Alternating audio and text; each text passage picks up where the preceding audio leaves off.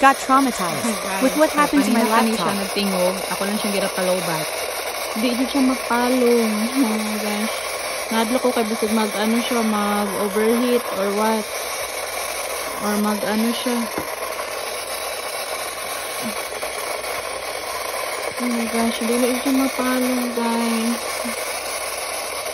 Pwede ni i-return or pwede ni ano na lang, pauna lang ako. Balik akong kwarta. Oh my gosh.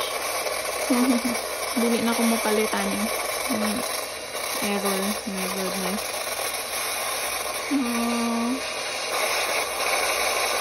Ay, saba ba? Kanina pa ni ha, around, ano siya sa mga 20 minutes gatingog. And I will let this, na lang, low bat. Ako siyang ibutang dito sa bangko kay since, mahadlo ko kay basig mabuto. Ayan, guys.